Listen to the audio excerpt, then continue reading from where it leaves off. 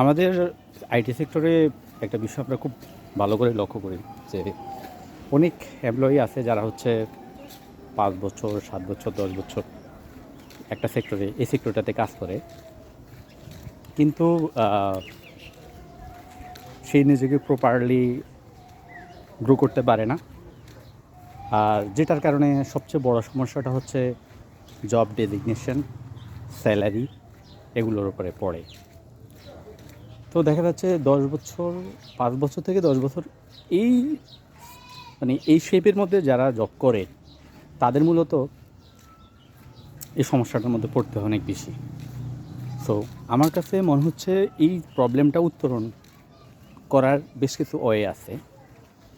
তার মধ্যে সবচেয়ে গুরুত্বপূর্ণ হচ্ছে ওয়ার্ক অ্যান্ড প্রোডাক্টিভিটি। এই দুইটা জিনিস বিচার করতে হবে সবচেয়ে বেশি। আপনি কী কাজ করেন সেটা অ্যানালাইসিস করা, সেটা যাচাই বাছাই করা, আর এটা থেকে কি প্রোডাক্টিভিটি আসলো সেটা ঠিক করা।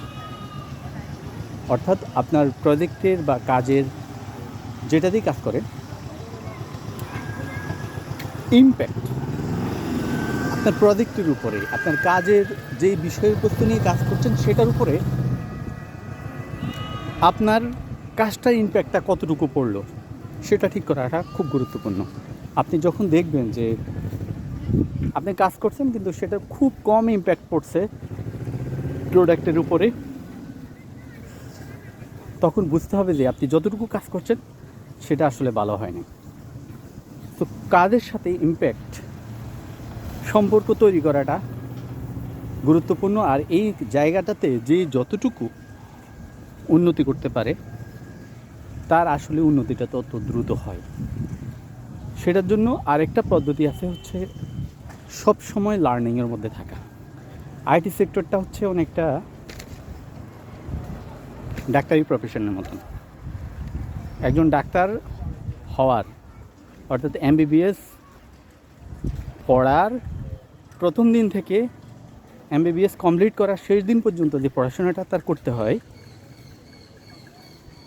ওই শেষ দিন থেকে তার মৃত্যুর আগ পর্যন্ত যতদিন পর্যন্ত সে রোগী দেখবেন ততদিন পর্যন্ত আজ পড়াশোনা করতে হয়।